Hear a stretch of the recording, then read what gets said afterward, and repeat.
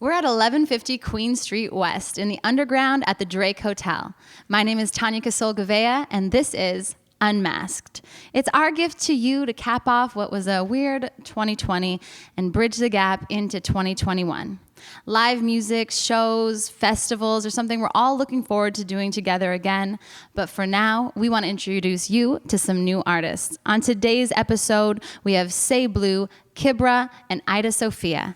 So let's get it going.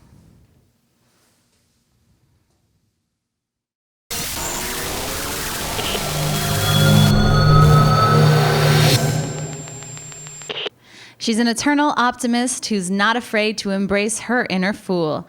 I promise you'll be a fool for the abstract R&B sounds of Seyblu.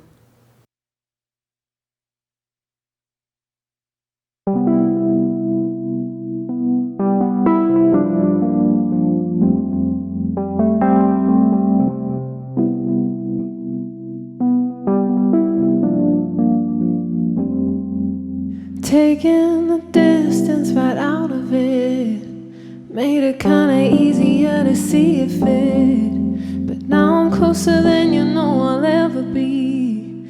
Closer and I know it's really guaranteed. And I'm counting days, counting 26 hours and 6 minutes. Days, 26 hours and 6 minutes. Oh, we never thought that it would be this soon. You had to fight it 7 weeks, I know. But I got home before the border closed. Oh, now we can drive it. Baby, I won't quit. You know I'm coming for you. You know I'm coming for you. Like the day never came, never could come now. Day never came, never could come now. It's like the day never came, never could come now. But it came. Like the day never came, never could come now. Day never came, never could come now. It's like the day never came, never could come now. But it came. And I'm counting days, counting 26 hours and 6 minutes. Days, 26 hours and 6 minutes. Oh, we never thought that it would be this soon. You had to fight it 7 weeks, I know. But I got home before the border closed. Oh, now we can drive it. Baby, I won't quit. You know I'm coming for you. You know I'm coming for you.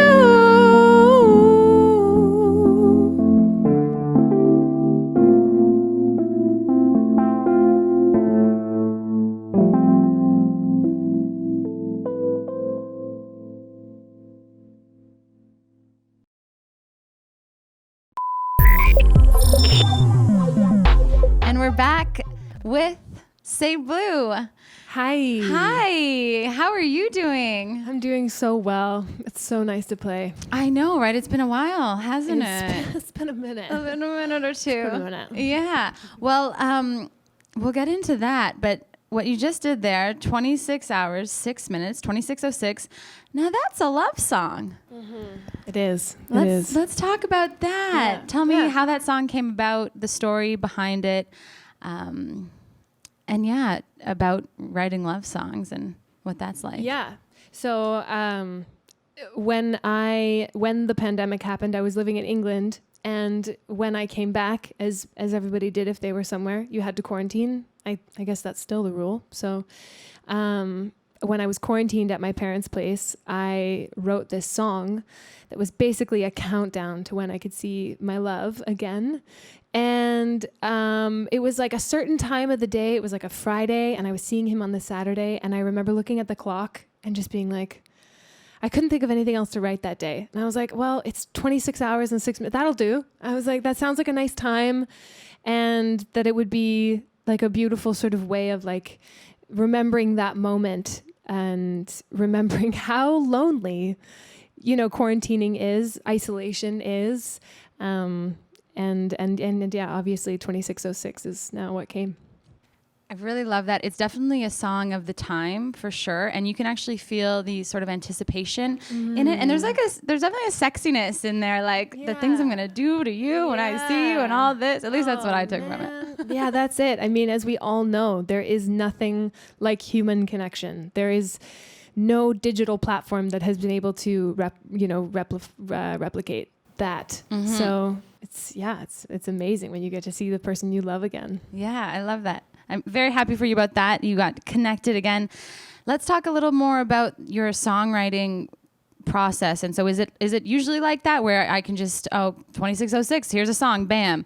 Or is it, I know you went away. Let's actually maybe go to silk sessions and going into the country, into nature to get inspired. So I love songwriting and I write a lot, and I'm still learning a lot about my process and about how one can go about it and find inspiration. 2606 was a very unique song for me where it all came out almost in just like one breath. And I was like, wow, that's a song. It's done. It's ready. And I'm going to just do it. But it has never actually happened for me like that before. And I think that's why this song feels so real and so true to a moment. But I have plenty other songs that I feel like do reach some sort of feeling of, trueness. But I would say that, it can come from a myriad of things. So, for instance, with Silk Sessions, I took my videographer, my producer into a cabin for a week. It sounds a bit weird when I say like, I took them. Okay. So I didn't, they came with me. Right. They were consenting adults. Went to a cabin with you. We all quarantined together. But I took 4 songs that had already been written, this being one of them, and we recorded them in a week and just, I would say, really embraced our surroundings. And I'm really starting to value being in nature for either writing or a recording process, because there's something so raw and uninhibited about it. So we used a boatload of natural sounds.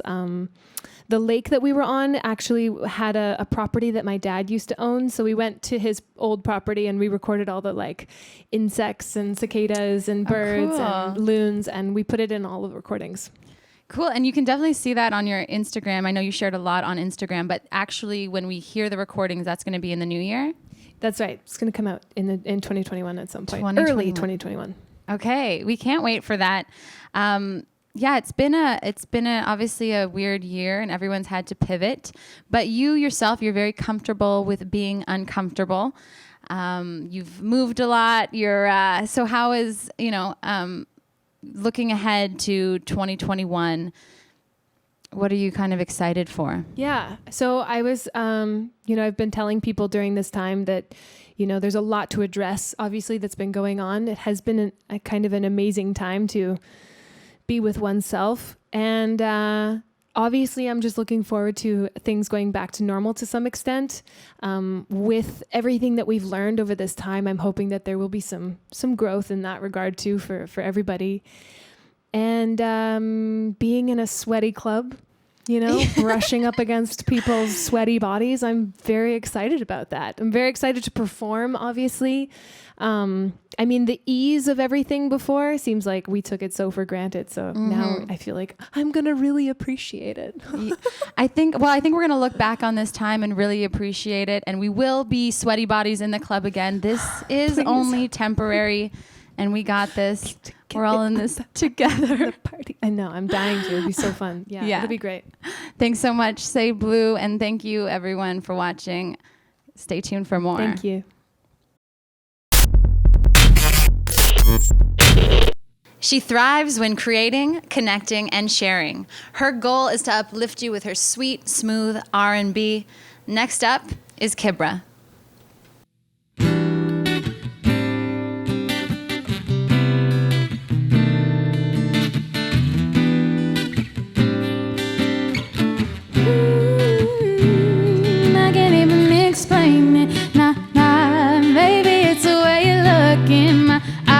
is how I feel is beyond words can describe. How you ignite this fire so deep inside. Got me high like the summer. Oh, oh, really no one even knows me like you do. There's not many in my circle, so few. Love how you're my friend and not just a boo. Love it when you say that you're here to stay. I get you mad, but it don't push you away. I know you love me in the sun or the rain. Love the way that you smell. Ooh.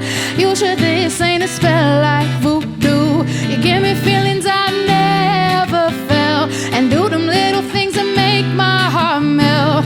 I love how you can take a joke just as well as you speak to my soul. Love the passion that your voice holds, and how you never ever hypocritical. Nah. Love it when you say that you're here to stay. I get you mad, but it don't push you away. I know you love me in the sun or the rain, yeah. Love it when you say that you're here to stay. I get you mad, but it don't push you away. I know you love me in the sun or the rain. Love it when you say that you're here to stay. I get you mad, but it don't push you away. I know you love me in the sun or the rain, Yeah.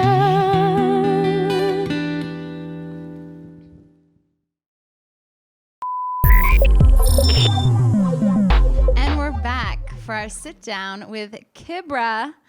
Kibra, you are a performer. Oh, thank you. Wow, where does that come from? Just that, I mean, you can sing, but then like when, you know, you can turn it on. Oh, thank you. Yeah. I mean, it's definitely been a long time coming. I think I've always been performing like since I was a child. Like, right. Like it's always just been something I would do. I'd choreograph little dances here and there with my friends and perform it for our parents and stuff. But yeah, like especially since I started taking music a little bit more seriously, I've tried to put in more effort into my performance, so I'm glad that it's transferring. No, it definitely has. Couldn't keep my eyes off of you. Your sound is just incredible. That song, it's from you released an EP in August, and It Was Good is the name of the EP. It was actually a great EP, and It Was Good is the name of the EP. Not many people were able to release a EP in the middle of a pandemic, but you did it. What was that like? It was definitely not in my 2020 plans. I kind of had to like scrap all of my plans I had for this year and start like a fresh drawing board. And so I came up with this EP, and it consists of all just like positive songs, really, because I just feel like it was something we need, especially going through all of the hardships and the obstacles and losses that we've took through this pandemic. And so I just wanted to provide people with just some feel-good songs. All four are really vibesy. Yeah. What's like we talked a little bit about like, yeah, you just want to be on the beach. Like, is that, you know, what's the perfect setting for someone to be listening to some Kibra? Like, what do you envision when you're like, when they're listening, this is what's going on. There's this in the background. Like, what's that look like? We definitely said beach. I don't think they're all like beach songs other than like Another Sun, but I definitely just want people to, wherever they are, just be in their element, feeling good. Like I want it to literally just inspire positive affirmations, and just really give more of like a feeling no matter where you are, being able to take you out of wherever you are, especially if it's in a place of negativity. So yeah, I love that. You can really feel that in your music for sure. You did talk about one of your superpowers, and it's that you're loud.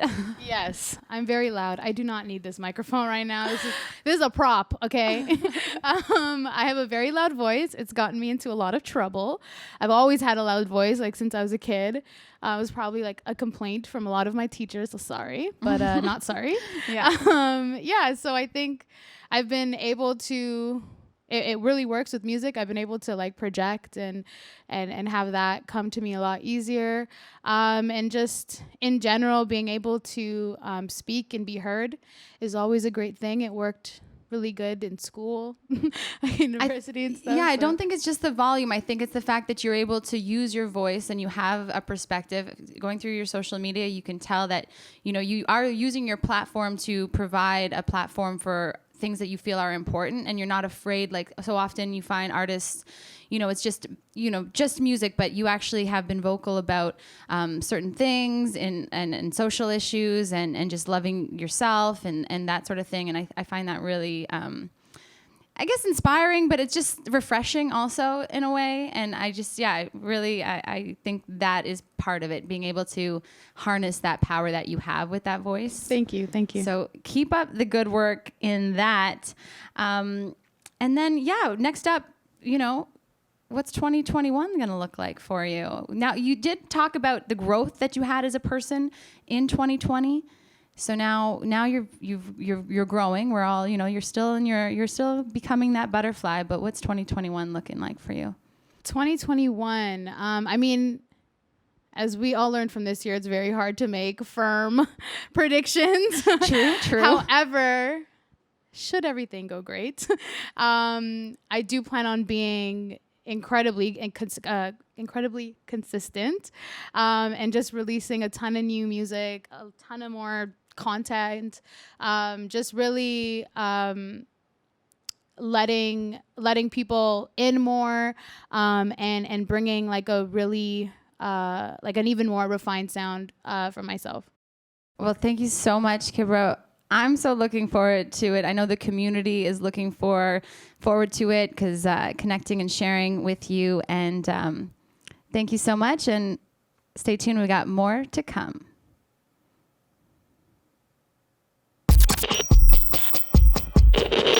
Expect the unexpected with this rap poet from Toronto. She may seem sweet and innocent, but she'll spit fire in a cipher. This is Eyeda Sophia.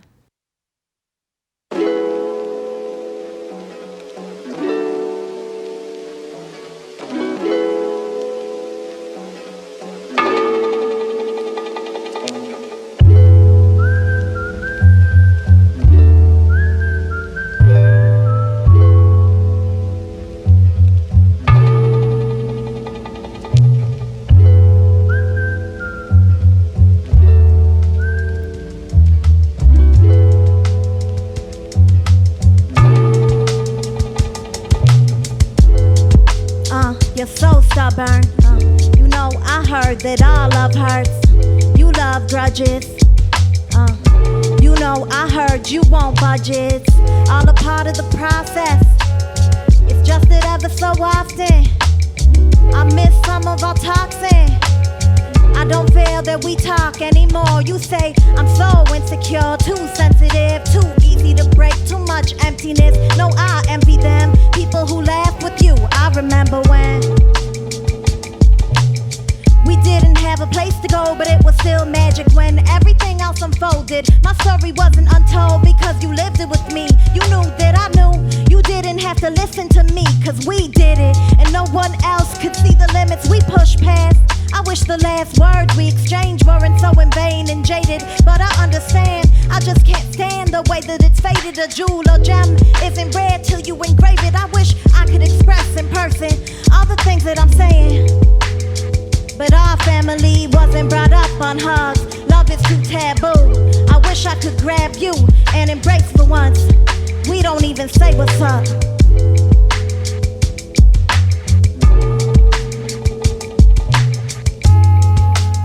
You're so stubborn. I heard that all love hurts. You love grudges. Yeah. I know you won't budget. All a part of the process. It's just that ever so often I miss some of our toxin. I don't feel that we talk anymore. You say I'm so insecure, too sensitive, too easy to break, too much emptiness. No, I envy them, people who laugh with you. I remember when at one point you were all that I had. I know it's different for you, that's why it's so hard to find forgiveness for you. I could change, but I still wouldn't be 15, lost in the streets, 2 feet in a retail job, pre-sale guide before the weed spots run by the government. And I even spoke to a few of my cousins then, back when. If you're triggered and I'm triggered, whose bullet moves faster? Built up walls in the hall, thicker than plaster. Tracking my thoughts, but I still couldn't master how to let go, get away from my disaster. You're so stubborn. You know I heard that all love hurts. You love grudges. Yeah, I'm just honest. An umbilical imbecile attached to chords that don't sing, rings that won't spin, wings that won't swim. I guess love isn't love when there's no more left. I guess blood isn't blood, mama don't know best. You're so stubborn. Yeah, you know I heard that all love hurts. You love grudges, I'm just honest. An umbilical imbecile attached to chords that don't sing, rings that won't spin, rings that won't swim. It's all a part of the process. It's just that ever so often.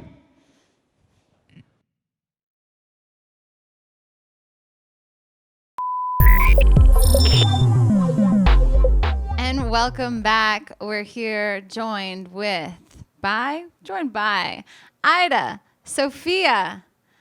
How the heck are you? I'm good, thank you. Thank you for having me.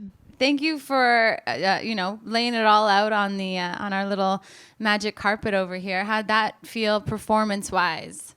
It was good because I haven't performed in months in person. So I don't know, it felt like brand new. It's nice.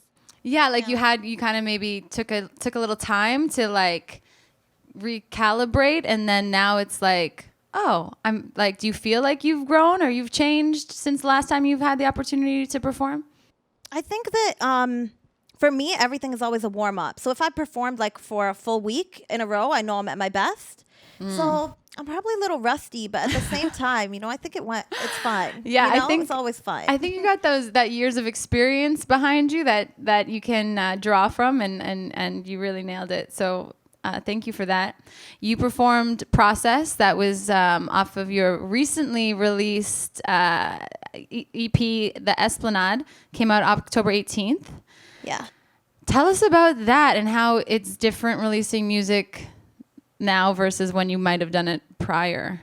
Yeah, like I have 3 projects out now, so I would say every single project I've released has always followed up with like a party, a release party, and this was just a very intimate release. Like I released it and then I went about my life, I didn't focus completely on promotional material, and it was kind of just to put out there. And it was a piece of like my quarantine experience, and of course Emperor Bohi's, which is the producer of the whole tape. Right. It's like sort of like a sign of the times. Like it's like this moment in history you were able to market with that release, because you made most of that music while you were isolating, correct? Yeah, for sure. I made everything in quarantine with Bo because we lived together at the Esplanade. And I think that some of the stuff you do in quarantine is overthinking. So that helped me through the creation process, just overthinking and then putting it on paper. So the overthinking was good. Overthinking worked out for me, but that's because I'm an artist who I use that to write nonsense. Mm-hmm. Yeah. Overthinking sometimes can lead to a lot of pressure for some people, but as a woman rapper who has put on her own ciphers, who takes part in ciphers, who misses ciphers bad at this time, like pressure, like how do you deal with those feelings of like, I have to be able to say something, I have to show up, I have to perform? How do you deal with the pressure of that? The pressure, dealing with the peer pressure. Peer pressure, or just... Sorry, that was a song reference. Oh. Yeah, no, for sure. I think the pressure is always there for me, but I am secretly an introvert, so I like being alone. And I like not having to constantly go out to events. of course I miss certain elements of like hip hop, like the hip hop community, like ciphers, and being able to exchange energy during a performance. I miss that stuff, but there are positives and negatives that came with the quarantine, and I'm privileged enough to have like a roof over my head so that I can be comfortable, you know? Mm-hmm. Yeah. And it's only temporary. It'll Yeah. all come back. You are an artist. You do also create collages. Yes. Under your 9 cultures on Instagram. And so I came across it, and I just, even what you just said here about you just do it for yourself, like the rap, you want other people to love it. But with your collages, like how does it make you feel when you create them, and then why do you do that? The reason I started collaging was mainly because I needed an artistic outlet that I didn't overthink. Like I said, I'm an overthinker, so I didn't want to put pressure on myself to create, but still be able to like get something off my chest. And I find collaging really helped with that. You just like you pick up a bunch of magazines. I used to work at American Apparel, so we had all those Vice magazines, and I just have like stacks of them. Yeah. And I just use them to like represent how I'm feeling, like stuff like that. Yeah. Cool. Do you think you'll ever use that for album art? Oh, the Esplanade art is a collage. Yeah. Okay. Well, there you go. Yeah. Killing it. I love that. Okay. Well, last thing. What are you most looking forward to in 2021? I'm excited for getting back outside. I guess ciphers again. I'm excited for Bana, but like don't watch that, you know. Like fingers crossed. Yeah, it's okay. I don't mind not going to places because of the pandemic, but I mainly miss a little bit of human interaction with artists, even as an introvert. Collabing and just co-writing and things like that. Yeah, exactly. Just getting together with people. But I think that there might be opportunities for that in the next year. Oh yeah, it's all coming. Everyone's ready to get together. Thank you so much, Eyeda Sophia. We'll be watching. Thank you so much for watching our very first episode of Unmasked. We'll be back tomorrow with another one.